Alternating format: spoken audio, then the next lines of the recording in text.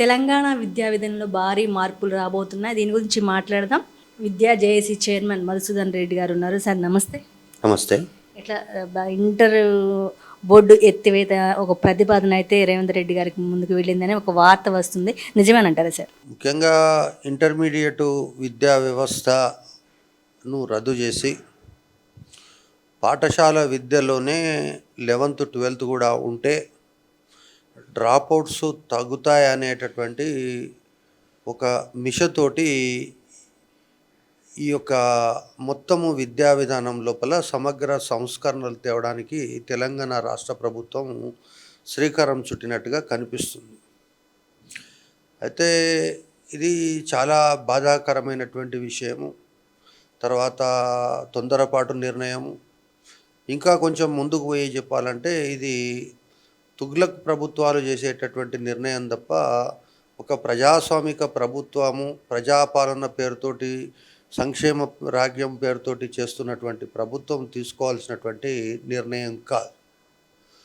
ముఖ్యంగా దీనికి ఉన్నటువంటి బ్యాక్గ్రౌండ్ కానీ లేదా +2 ఎడ్యుకేషన్ను స్టార్ట్ చేసినటువంటి నేపథ్యం కానీ +2 ఎడ్యుకేషన్ యొక్క ప్రస్థానం కానీ లేదా +2 ఎడ్యుకేషన్ సాధించినటువంటి విజయాలు కానీ వీటన్నిటిని ఏవి కూడా పరిగణలోకి తీసుకోకుండా మరి నక్కను చూసి కుక్క వాత పెట్టుకున్నట్టుగా ఈరోజు ప్రభుత్వం వ్యవహరిస్తుంది అనేది నాకు అనిపిస్తుంది. ముఖ్యంగా ఆకునూరు మురళి ఈ యొక్క విద్యా కమిషన్ చైర్మన్ అయిన తర్వాత దీనికి సంబంధించినటువంటి ప్రతిపాదనలు ఊపందుకున్నట్టుగా ఆయన దీన్ని ఒక పద్ధతి ప్రకారంగా ప్రభుత్వాన్ని తప్పుతో పట్టించినట్టుగా ఇవన్నీ కూడా అర్థమవుతుంది. కానీ అల్టిమేట్గా ఈరోజు ఎవరిని అడిగినా కూడా రేవంత్ రెడ్డిని ఎవరైనా తప్పుతో పట్టించగలరా అంటే రేవంత్ రెడ్డిని తప్పుతో పట్టించేటటువంటి అధికారులు ఇప్పుడు లేరనేటటువంటిది నాకున్నటువంటి నిశ్చితాభిప్రాయం. ఆయనకున్న వ్యక్తిగతమైనటువంటి పరిచయంతో కానీ ఆయనకున్న నేర్పరితనం కానీ ఏ అధికారి కూడా ఆయనను తప్పుతో పట్టించలేడు. కానీ ఆయన మైండ్లో వచ్చినటువంటి ఈ తప్పుడు ఆలోచన ద్వారా అధికారులందరినీ తప్పుతో పట్టించడము, పరుగులు పెట్టించడము, హైకోర్టు నుంచి నాంపల్లి వరకు అధికారులు చక్కర్లు కొట్టడం ఇవన్నీ కూడా జరుగుతున్నాయి. ఒక దుర్మార్గమైనటువంటి చర్య, విద్యా వ్యవస్థకు చెడు చేసేటటువంటి చర్య. తర్వాత ఈ యొక్క విధానం ఏదైతే ఉందో దీని గురించి తెలిసిన వాడెవడు కూడా ఇటువంటి విద్యా వ్యవస్థలో మార్పులు చేయడానికి ముందుకు రాడు. 1969లో 70 విద్యా సంవత్సరంలో ఈ యొక్క ఇంటర్మీడియట్ విద్యా వ్యవస్థ 2 తెలుగు రాష్ట్రాల్లో ప్రారంభమైంది. దానికి ముందున్నటువంటి గందరగోళపరిచేటటువంటి వ్యవస్థలు ఏవైతే ఉన్నాయో పియూసీ అని, హెచ్ఎస్సి అని, ఎస్ఎస్ఎల్సి అని వాటన్నింటినీ కూడా సమగ్రంగా సంస్కరించి అంతర్జాతీయ స్థాయి ప్రమాణాలతో విద్యా వ్యవస్థను నెలకొల్పాలనేటటువంటి స్వర్గీయ పివి నరసింహారావు అనేటటువంటి ఒక మేధావి తీసుకొచ్చినటువంటి విద్యా విధానం. మరి నాకున్న అభిప్రాయం మేరకు, నాకున్న అండర్స్టాండింగ్ మేరకు పివి నరసింహారావు కంటే రేవంత్ రెడ్డి మేధావి అని నేను అనుకోను. అదేవిధంగా కుటారి కమిషన్ సిఫారసులో కూడా 10+2+3 పెట్టారు. మరి కుటారి కంటే మరి ఆకునూరు మురళి ఏ విధంగా మేధావో నాకు తెలియలేదు. సో ఇవన్నీ నేపథ్యం లోపల ఇప్పుడు డ్రాప్అవుట్స్ తగ్గుతాయి అనేటటువంటి ఒక మిషతోటి, అంటే 10th ఉన్నవాడు గోడ దూకి బయటికి పోవాల్సిన అవసరం లేదు, ఆ గోడ లోపలనే కట్టేయచ్చు కాబట్టి డ్రాప్అవుట్స్ తగ్గుతాయి అనేది. కానీ డ్రాప్అవుట్స్ తగ్గినటువంటి పరిస్థితి కంటే తెలంగాణ రాష్ట్రంలో ఈరోజు అడ్మిషన్లు 10th క్లాస్ పాస్ అవుట్స్ ఎంతమంది ఉన్నారో దానికంటే 10,000 20,000 ఎక్కువ మందే అడ్మిషన్స్ ఇంటర్మీడియట్లో తీసుకుంటున్నారు తప్ప మరి ఈ డ్రాప్అవుట్స్ ఎక్కడ కనిపించినాయి అనేటటువంటిది కనీసం ముఖ్యమంత్రి అడగలేదా, అడిగితే వీళ్ళు చెప్పలేదా, లేకపోతే చాలా చాకచక్యంగా దాచిపెట్టారో తెలియదు. ఒకటి, ఈరోజు ఇంటర్మీడియట్ విద్యా వ్యవస్థను ఎందుకు కోరుకుంటున్నాము అంటే ఇది విద్యార్థులకు తల్లిదండ్రులకు జరిగే నష్టం తప్ప ఎవరికో అధ్యాపకులకు నష్టం జరుగుతుంది, 4 ప్రైవేట్ కాలేజీలు పోతాయి, లేకపోతే నేను అధ్యాపకునిగా ఉన్నా కాబట్టి మరి నేను రేపు రోడ్లు ఊడ్చే దానికి సూపర్వైజర్గా పోవాల్సి వస్తుందేమో, ఇవన్నీ కూడా చాలా చిన్న విషయాలు. కానీ అల్టిమేట్గా ఈ రాష్ట్రంలో ఈ యొక్క విద్యా విధానం వచ్చిన తర్వాత రెసిడెన్షియల్ స్కూల్స్ వచ్చిన తర్వాత, రెసిడెన్షియల్ కాలేజెస్ వచ్చిన తర్వాత, అదేవిధంగా ప్రైవేట్ కాలేజ్ వచ్చిన తర్వాత ఈ యొక్క ఈ యొక్క మేధావులందరూ కూడా ఏమనుకుంటున్నారు అంటే ఇంటర్మీడియట్ అనేది కూడా ఒక extension of school education 11th 12th క్లాస్గా వాళ్ళ యొక్క మైండ్లలో ఫిక్స్ అయింది. సో మైండ్లో పెండ ఉన్నప్పుడు ఇటువంటివి సాధారణంగా అట్లే ఫిక్స్ అవుతాయి. కానీ ఇక్కడ అధికారులకు నేను చెప్పదలుచుకున్నది ఏంటంటే +2 education is different from intermediate education. 10th class is different from intermediate education. ఇది 2 సంవత్సరాల అకాడమిక్ కోర్స్ అనేటటువంటిదే మీ మైండ్లో ఫిక్స్ అయింది, కానీ ఇది 2 సంవత్సరాల అకాడమిక్ కోర్స్ కాదు. It is a integrated course. ఒక విద్యార్థి భావి జీవితాన్ని ప్రభావితం చేసేటటువంటి ఒక పెద్ద వ్యవస్థ, విద్యా వ్యవస్థ.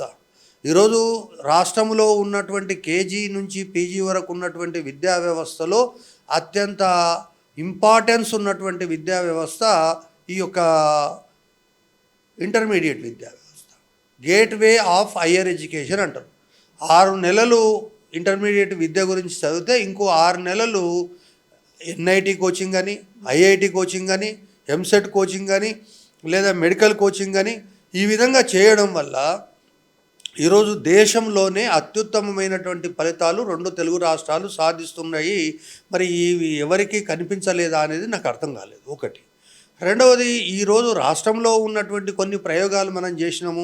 ఎస్సీ గురుకులాలు పెట్టినాము, ఎస్టీ గురుకులాలు పెట్టినాము, దాంట్లో కూడా +2 పెట్టినాము అంటే మీరు పెట్టినటువంటి గురుకులాలు దేనికి కూడా పనికిరాలేదు. ఫైనల్గా ఆ గురుకులాలకు సంబంధించి మళ్ళీ ఎక్సలెన్సీ సెంటర్స్ పెట్టి నిపుణులైనటువంటి అధ్యాపకులను తెస్తే అప్పుడు అక్కడో ఇక్కడో ఒక ఎంసెటో లేకపోతే ఐఐటి అనో వచ్చినటువంటి విషయం కూడా బహుశా ఈ అధికారులు చాలా చాకచక్యంగా ముఖ్యమంత్రి దగ్గర దాచిపెట్టిండ్రని చెప్తున్నారు. సో కాబట్టి ఇప్పుడు అల్టిమేట్గా ఈరోజు నేను చెప్పేటటువంటి విషయం ఏంటంటే మన బంగారం సుఖం అయితే ఇవన్నీ చర్యలు కాదు. ఏ అధికారి మీద, ఆకునూరి మురళి మీద నెపం పెట్టి ముఖ్యమంత్రిని తిట్టాల్సిన అవసరం నాకు లేదు. కాబట్టి ముఖ్యమంత్రి గారికే స్పష్టంగా చెప్తున్నా, ఏ ఆకునూరి మురళి యొక్క సిఫారసులను ఇంప్లిమెంట్ చేసి నాడు నేడు అని చెప్పి ఇంగ్లీష్ మీడియమే ఈ జీవితాలను మారుస్తుందని చెప్పి స్వర్గీయ రాజశేఖర్ రెడ్డి కొడుకైనటువంటి జగన్మోహన్ రెడ్డి అధోగతి పాలయ్యిండో, 11 సీట్లకు పరిమితమైండో, నీకు కూడా అదే గట్టి పట్టబోతుంది. విద్యా వ్యవస్థలో సంస్కరణలు అనేటటువంటివి ఆచి తూచి అనేక రకాలుగా ఈరోజు కేంద్ర ప్రభుత్వం విద్యా విధానం తెచ్చిందంటే దాదాపు 3 సంవత్సరాలు కఠోర పరిశ్రమ ద్వారా రాష్ట్ర వ్యాప్తంగా, దేశవ్యాప్తంగా 2 లక్షల గ్రామాలను, తర్వాత దాదాపు 2000 మండల హెడ్ క్వార్టర్స్లో ఇటువంటివన్నీ కూడా ప్రజల యొక్క ఫీడ్బ్యాక్ తీసుకొని 3 నెలలు దాంట్లో వెబ్సైట్లో పెట్టి ఇవన్నీ కూడా చేసిండ్రు. ఈరోజు కూడా కొంతమంది దాని మీద ఆలోచిస్తున్నారు. ఇవన్నీ కాకుండా ఈ రాష్ట్రంలో రేవంత్ రెడ్డి ప్రభుత్వం వచ్చిన తర్వాత ముఖ్యంగా రేవంత్ రెడ్డి విద్యాశాఖను నేనే ఏల్తా, విద్యా వ్యవస్థను పూర్తిగా ఆకాశమంతా ఎత్తుకు తీసుకుపోతా అని చెప్పినటువంటి విషయాలన్నీ కూడా జూటా మాటలుగా మారిపోయినాయి. ముఖ్యంగా ఈ రాష్ట్ర ప్రభుత్వానికి ఒక విధానం ఉన్నట్టుగా లేదు.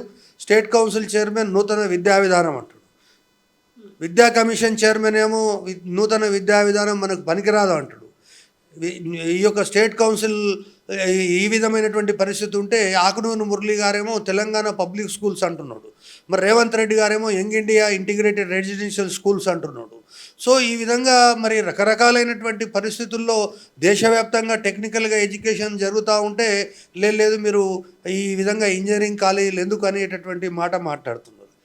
సో ఈ విధంగా రాష్ట్ర ప్రభుత్వానికి ఒక విద్యా విధానం పైన పటిష్టమైనటువంటి ఒక విధానం ఉన్నట్టు కానీ ఎవరికి తోచింది వాడు మాట్లాడుతున్నటువంటి పరిస్థితి కానీ ఈరోజు రాష్ట్రంలో చాలా గందరగోళమైనటువంటి పరిస్థితి. 20 లక్షల మంది విద్యార్థుల యొక్క 10 లక్షల మంది విద్యార్థుల యొక్క 20 లక్షల మంది తల్లిదండ్రుల యొక్క ఈ యొక్క అంశం ఇది కేవలము ఏదో ఇంటర్మీడియట్లో నువ్వు స్కూల్లో 2 బిల్డింగ్లు కట్టి ఆ యొక్క బిల్డింగ్లలో ఇంటర్మీడియట్ పెడతా అనేటటువంటి విషయం కాదు మిస్టర్ రేవంత్ రెడ్డి. దీనికి సంబంధించినటువంటి విషయం ఏంటంటే ఈరోజు దేశవ్యాప్తంగా ఉన్నటువంటి ఐఐటీల్లో కానీ, ఎన్ఐటీల్లో కానీ, మెడికల్ కాలేజీల్లో కానీ సీట్లు సాధించాలనేటటువంటి తల్లిదండ్రుల యొక్క ఆకాంక్షలకు ప్రతిరూపంగా ఉన్నటువంటి 10 లక్షల మంది విద్యార్థుల యొక్క జీవితాలతోటి మీరు చెలగాటమాడుతున్నారు. ఈ చెలగాటమే మీ యొక్క పతనానికి నాంది ప్రస్తావన కాబోతుంది. జగన్మోహన్ రెడ్డికి పట్టిన గతే మీకు పట్టబోతుంది. ఇప్పటికైనా ఈ అంశం లోపల మీరు అందరినీ పిలిచి మాట్లాడి చర్చ చేసి దీనిపైన నిర్ణయం తీసుకోవాలి తప్ప మీరు ఏకపక్షంగా నిర్ణయం తీసుకుంటే ఖచ్చితంగా ఈ యొక్క నిర్ణయం అనేటటువంటిది రాబోయేటటువంటి రోజుల్లో మీకు పెద్ద ఎత్తున శాపంగా మారనుంది. విద్యార్థులను సంప్రదించకుండా, తల్లిదండ్రులను సంప్రదించకుండా, అధ్యాపకులను సంప్రదించకుండా, విద్యా విధానంలో ఎక్స్పర్ట్ అయినటువంటి వాళ్ళని సంప్రదించకుండా ఈ విధమైనటువంటి విధానాలు అనేటటువంటివి ఖచ్చితంగా ఇది ఏ రకంగా రాష్ట్రానికి మేలు చేస్తాయనేది రేవంత్ రెడ్డి స్పష్టంగా చెప్పాలి. ఖచ్చితంగా రేవంత్ రెడ్డి కనుక ఈ నిర్ణయాన్ని వెనుకకు తీసుకోకపోతే రేవంత్ రెడ్డి ప్రభుత్వం వెనుక పడడం ఖాయం. ఖచ్చితంగా రేవంత్ రెడ్డిని ఖచ్చితంగా ఈ యొక్క నిర్ణయాన్ని వెనుకకు తీసుకునేటటువంటి విధంగా ప్రయత్నం చేస్తాము. ఒకవేళ మా ప్రయత్నం విఫలమైతే ఖచ్చితంగా ఈ రాష్ట్రంలో ఉన్న 20 లక్షల మంది తల్లిదండ్రులు, అదేవిధంగా 10 లక్షల మంది విద్యార్థులు, మాజీ విద్యార్థులు, తల్లిదండ్రులు, అదేవిధంగా అధ్యాపకులు అందరూ కలిసి 2029లో ఈ ప్రభుత్వానికి ఖచ్చితంగా గుణపాఠం చెప్తారనేటటువంటి విషయంలో నాకు 1% కూడా డౌట్ లేదు. కావాలంటే రేవంత్ రెడ్డి 2029 తర్వాత నేను మాజీ ముఖ్యమంత్రిగా మారాలనుకుంటే మేము చేయగలిగింది ఏం లేదు. కానీ ఒకవేళ ముఖ్యమంత్రిగా నేను ఇంకా 10 సంవత్సరాలు కొనసాగుతా అని ఏదైతే మీరు చెప్తున్నారో తక్షణం ఈ నిర్ణయం వెనుకకు తీసుకోవాలి. లేకపోతే మాత్రం ఖచ్చితంగా మాజీ ముఖ్యమంత్రిగా ఉండదలుచుకుంటే ఈ నిర్ణయాన్ని కొనసాగించాలని చెప్పి నేను డిమాండ్ చేస్తున్నా. తక్షణం ఈ నిర్ణయం పైన అధ్యాపక సంఘాలతోటి, తర్వాత యాజమాన్య సంఘాలతోటి, అదేవిధంగా రాష్ట్రంలో విద్యా విషయాల లోపల నిపుణులైనటువంటి మేధావులతోటి చర్చలు జరిపి తక్షణం ఈ నిర్ణయాన్ని వెనుకకు తీసుకుంటారనేటటువంటి ఆశాభావాన్ని వ్యక్తం చేస్తున్నా. ఒకవేళ వెనుకకు తీసుకోకపోతే ఖచ్చితంగా నేను ఈరోజు ఖచ్చితంగా ఈ విషయం మళ్ళొక్కసారి నొక్కి వక్కానిస్తున్నా. జగన్మోహన్ రెడ్డికి పట్టిన గతే నీకు పడుతుంది అనేటటువంటిది నేను స్పష్టంగా చెప్పదలుచుకున్నాను. చాలా స్కూల్లో కనీస అవసరాలు లేవు, తీర్చే అవకాశం కూడా లేదు. టాయిలెట్స్ లేవు, కొన్ని కిందే కూర్చుంటూ ఉన్నారు స్టూడెంట్స్. ఆకునూరు మురళి గారు మొన్నటి వరకు స్కూల్లో టీచర్లకు చాలా శాలరీస్ హైక్ ఉన్నాయని ఇట్లా డిఫరెంట్ కామెంట్ చేసి, అంటే సీఎం రేవంత్ రెడ్డి గారికి ఆకునూరు మురళి గారు చెప్పే మాటలే అర్థమవుతున్నాయి. అంటే ఇంకెవరు చెప్పట్లేదు ఇలా ఉన్నాయి స్కూల్లో టాయిలెట్స్ లేవు, కనీసం ఫుడ్ వసతులు సరిగా లేవు. ఎందుకు సీఎం రేవంత్ రెడ్డి గారు ఒక్కరి మాటే వింటున్నారా, మిగతా అధికారుల మాట ఎవరు తీసుకోవట్లేదా? ఇప్పుడు పోగాలము దాపరిస్తే పోక మానడు అని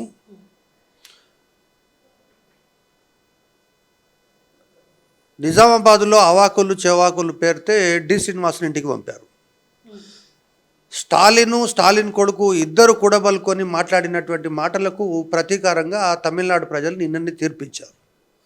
సో అదేవిధంగా ఏకపక్ష నిర్ణయాలు తీసుకునేటటువంటి వ్యక్తులు ఎవరైనా ఇటువంటి వాటికి గురిగాక తప్పదు. ఈరోజు రాష్ట్రంలో ఎగిరెగిరి పడుతున్నటువంటి ముఖ్యమంత్రి గారే చాలాసార్లు చెప్పారు, ఎగిరెగిరి దంచినా మామూలుగా దంచినా కూలీ ఒకటే ఉంటుందని. మరి అటువంటిది ఆయననేమో ఎగిరెగిరి దంచి 18% కనీసం ఇవ్వాలని ఆయన చెప్తే దాంట్లో నుంచి 10% దొంగిలించి నువ్వు 8% విద్యా వ్యవస్థకు నిధులు ఇచ్చినటువంటి నువ్వు ఈ విద్యా వ్యవస్థను ఏ విధంగా మెరుగుపరుస్తారని చెప్పి ప్రజలు నమ్మాలని నిన్ను? విద్యా వ్యవస్థకు వచ్చినటువంటి మార్పులేంటి? నువ్వు విద్యామంత్రిగా ఉండి చేసినటువంటి ఘనకార్యాలేంటి? ఈరోజు యంగ్ ఇండియా ఇంటిగ్రేటెడ్ స్కూల్స్ అనేటటువంటి పేరుతోటి మీరు పెడుతున్నటువంటిది బోగసు. దానివల్ల 5 పైసలు ప్రయోజనం లేదు. ఈరోజు నేను స్పష్టంగా చెప్తున్నా, ఆకునూరు మురళిని నమ్మి తెలంగాణ రెసిడెన్షియల్ స్కూల్స్ పెట్టినవు కదా, తెలంగాణ రెసిడెన్షియల్ స్కూల్స్ అనేటటువంటి మూన్నాళ్ళ ముచ్చటనే. తెలంగాణ రెసిడెన్షియల్ స్కూల్స్ ఏవి కూడా ఫలితాలను ఇవ్వవు. ఈ ప్రయోగము విఫల ప్రయోగము. కావాలంటే నేను దేనికైనా చర్చకైనా సిద్ధము, ఛాలెంజ్కైనా సిద్ధము, లేకపోతే మీరు ఏదన్నా నా మీద ప్రతీకారానికైనా నేను సిద్ధం. కానీ ఈ యొక్క ఆకునూరి మురళి చేతిలో విద్యా వ్యవస్థను పెట్టి ఈ రాష్ట్రంలో ఉన్నటువంటి విద్యా వ్యవస్థలను స్వర్గీయ పివి నరసింహారావు తెలివితేటలతో కంపేర్ చేస్తే రేవంత్ రెడ్డి తెలివితేటలు ఎంతయి అని నేను కంపేర్ చేయదలుచుకోవాలి. అదేవిధంగా కొఠారి కమిషన్ సిఫారసుల కంటే, కొఠారి కమిషన్ మేధస్సు కంటే ఆకునూరి మురళి ఎక్కువ నాలెడ్జ్ ఉందని చెప్పి నేను భావించలే. ఆయన ఒక ఫెయిల్డ్ ఇంజనీరు, తర్వాత తప్పుడు తోవలో వచ్చినటువంటి ఐఏఎస్ అధికారి. అదేవిధంగా ఏ ప్రభుత్వం ఉంటే ఆ ప్రభుత్వాన్ని తప్పుదోర వంచి ప్రభుత్వం ద్వారా లబ్ధి పొంది ఒక మేధావిగా చలామణయ్యేటటువంటి ప్రయత్నం చేస్తున్నటువంటి వ్యక్తి చేతిలో ఇటువంటి పెద్ద పెద్ద నిర్ణయాలు పెట్టడం అనేటటువంటిది బాగా నాకు నష్టం చేస్తుంది. ఖచ్చితంగా ఈ రాష్ట్రంలో ఉన్నటువంటి రాజకీయ పార్టీలు కూడా దీనిపైన స్పందించాలి. ఖచ్చితంగా పివి నరసింహారావు తెచ్చినటువంటి సంస్కరణల ద్వారా లబ్ధి పొందినటువంటి విద్యార్థులు తల్లిదండ్రులు కూడా ఇంటర్ విద్య యొక్క ఔచిత్యాన్ని కొనసాగించడానికి మీ వంతు ప్రయత్నం మీరు చేయాలని చెప్పి కోరుతున్నా. ఎట్టి పరిస్థితుల్లో రేవంత్ రెడ్డిని వదిలిపెట్టే ప్రశ్నే లేదు. ఈ యొక్క ఇంటర్మీడియట్ విద్యా వ్యవస్థపై నువ్వు ఏదైతే దాడి చేస్తున్నావో, నువ్వు దాడి చేస్తున్న నిన్ను దాడి చేయిస్తున్న ఆకునూరు మురళిని వదిలిపెట్టమని చెప్పి నేను హెచ్చరిస్తాను. చాలామంది ఇంటర్ స్టూడెంట్ పేరెంట్స్ చాలామంది ఆందోళన వ్యక్తం చేస్తున్నారు. కనీసం మమ్మల్ని అడగకుండానే ఇంటర్ బోర్డు రద్దు చేస్తామంటున్నారు. ఎప్పటి నుంచి మీరు ఇంటర్ చూస్తూ ఉన్నారు. పేరెంట్స్కి ఏం చెప్తారు? నష్టాలేంటి ఒకవేళ ఇంటర్ బోర్డు రద్దు చేస్తే వచ్చే నష్టాలేంటి? నేను స్పష్టంగా చెప్తున్నా, ఇంటర్మీడియట్ విద్యా వ్యవస్థలో పనిచేస్తున్న అధ్యాపకులు, అధ్యాపకేతర సిబ్బంది, ప్రైవేట్ కాలేజీలో పనిచేస్తున్నటువంటి సిబ్బంది వాడు ఈడ కాకపోతే ఇంకో దగ్గర పెట్టుకుంటాడు. లేదు, నువ్వు ఏదైతే +2 పెట్టిండో అదే +2 కేజీ నుంచి పీజీ వరకు క్లాసెస్ పెట్టుకుంటాడు. వానికి వచ్చినటువంటి వానికి బిల్డింగులు ఉన్నాయి, అధ్యాపకులు ఉన్నారు, అందరూ ఎవ్వరికి నష్టం లేదు. నష్టపోయేది ఏంటి అంటే, ఈరోజు రాష్ట్రంలో ప్రతి సంవత్సరము ఎవరైతే ఐఐటీలు, ఎన్ఐటీలు, తర్వాత ఈ యొక్క all India institute of medical sciences దగ్గర నుంచి ఉస్మానియా మెడికల్ కాలేజీల వరకు సీట్లు సంపాదించేటటువంటి విద్యార్థులు ఎవరైతే ఉన్నారో, స్పష్టంగా మళ్ళొకసారి చెప్తున్న రేవంత్ రెడ్డి, 2 సంవత్సరాల ఇంటర్మీడియట్ విద్య అనేటటువంటిది కేవలం అకాడమిక్ కోర్స్ అనే కాదు. ఇది కేవలము 6 నెలలు అకాడమిక్ కోర్సుగా, 6 నెలలు గేట్వే ఆఫ్ హయ్యర్ ఎడ్యుకేషన్కు సంబంధించినటువంటి ఎంసెట్ కోచింగ్ కావచ్చు, ఐఐటి కోచింగ్ కావచ్చు, నీట్ కోచింగ్ కావచ్చు, వీటన్నిటికీ సంబంధించినటువంటి శిక్షణ లభించేటటువంటి ఒక విద్యా సంస్థల కూర్పే ఈ ఇంటర్మీడియట్ విద్యా వ్యవస్థ. వాడెవడో మెడకాయ మీద తలకాయ లేనటువంటి ఆకునూరు మురళి అంటాడు 2 సంవత్సరాల ఇంటర్మీడియట్ విద్యా వ్యవస్థలో ఉండేటటువంటి +2 ఎడ్యుకేషన్లో ఐఐటి కోచింగ్ ఉండడానికి వీలు లేదు, ఎన్ఐటి కోచింగ్ ఉండడానికి వీలు లేదు, ఎంసెట్ కోచింగ్ ఉండడానికి వీలు లేదు, నీట్ కోచింగ్ ఉండడానికి వీలు లేదు అంటాడు. మరి నీట్ కోచింగ్ అంటే ఈ 2 సంవత్సరాల తర్వాత మళ్ళీ 2 సంవత్సరాలు వాళ్ళు అక్రమంగా ఇప్పుడు దిగుమతి చేస్తున్నటువంటి నార్త్ ఇండియన్ స్కూల్స్ ఏవైతే ఉన్నాయో, ఆకాష్ అని, ఫిజిక్స్ వాలా అని, ఖాన్ అకాడమీ అని, ఇటువంటి అకాడమీలు ఈ గల్లీకి ఒకటి వస్తాయి. ఈరోజు తెలంగాణ రాష్ట్రం ఏదైతే ఉందో, తమిళనాడు రాష్ట్రం ఏ విధంగా అయితే అతలాకుతలం అయిపోయి విద్యా వ్యవస్థ లోపల ఒక నీట్ వచ్చిన తర్వాత తమిళనాడు విలవిలలాడిపోయిందో, అటువంటి విలవిలలాడేటటువంటి పరిస్థితి ఈరోజు రాష్ట్రంలో రాబోతుంది. మరి ఈ విధమైనటువంటి పరిస్థితిని ముఖ్యమంత్రి గారికి ఎవరు చెప్తారనేటటువంటి తెలియదు. కానీ ముఖ్యమంత్రి గారు ఈ సంస్కరణల ద్వారా మాత్రం ఒక చరిత్రలో తప్పుడు నిర్ణయం తీసుకున్నటువంటి వ్యక్తిగా మిగిలిపోవడమే కాకుండా తన పదవికి తానే ఎసరు తెచ్చుకుంటున్నటువంటి పరిస్థితి కనిపిస్తుంది. ఖచ్చితంగా 2029 తర్వాత ముఖ్యమంత్రిగా రేవంత్ రెడ్డి ఉండే అవకాశం 1% కూడా ఉండదనేది నా యొక్క నిశ్చితమైనటువంటి అభిప్రాయం. అది ఇంటర్ స్టూడెంట్ పేరెంట్స్కి ఏం చెప్తారు సార్ చివరిగా? పేరెంట్స్ కూడా ఇది చాలా దుర్మార్గమైనటువంటి నిర్ణయము.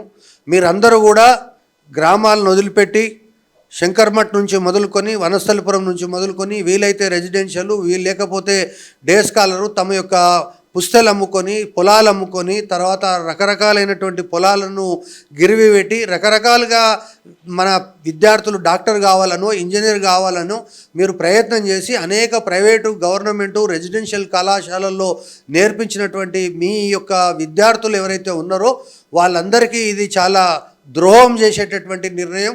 ఖచ్చితంగా ఈ రాష్ట్ర ప్రభుత్వాన్ని మీరు ప్రశ్నించాల్సినటువంటి అవసరం ఉంది. భవిష్యత్తులో ఈ యొక్క బోగస్ అడ్మిషన్స్ పెరిగిపోయి government high school Sitapalli మండిలో admissions 300 ఉంటాయి, కానీ అందులో చదివే విద్యార్థుల సంఖ్య 3 ఉంటారు. మిగతా వాళ్ళందరూ ఉదయము సాయంత్రము ఈ యొక్క ఖాన్ అకాడమీ, ఫిజిక్స్ వాలా ఇటువంటి వాళ్ళ కోచింగ్ సెంటర్లలో పోవాల్సినటువంటి అవసరం ఉన్నది. గత సంవత్సరమే దీనికి సంబంధించి నాంది ప్రస్తావన జరిగింది. ఏకంగా ఈ రాష్ట్రంలో ఉన్నటువంటి ప్రిన్సిపల్ సెక్రటరీ పైన నేను ఆరోపణ చేస్తున్నా. ఈ ప్రిన్సిపల్ సెక్రటరీ గారు ప్రభుత్వ కళాశాలలు కూడా ఈ యొక్క ఖాన్ అకాడమీ అని, ఫిజిక్స్ వాలా అని చెప్పి ప్రోత్సహించి వాళ్ళ కోసమే ఈరోజు ఇంటర్మీడియట్ విద్యా వ్యవస్థ రద్దు చేస్తున్నారనేది నా యొక్క ఆరోపణ. సో ఖచ్చితంగా ఈ రాష్ట్రంలో ఉన్నటువంటి విద్యాశాఖ ప్రిన్సిపల్ సెక్రటరీ తప్పుతో పట్టించడం వల్లనే అదేవిధంగా ఆకునూరు మురళి తప్పుతో పట్టించడం వల్లనే ముఖ్యమంత్రి గారు ఈరోజు ఖాన్ అకాడమీని, ఆకాష్ అకాడమీని, ఇటువంటి ఫిజిక్స్ వాళ్ళ లాంటి సంస్థల్ని ప్రోత్సహించడానికే ఈ నిర్ణయం తీసుకున్నారని చెప్పి నేను భావిస్తున్నా. దీనికి సంబంధించి స్పష్టంగా నేను అవగాహనతో మాట్లాడుతున్నా.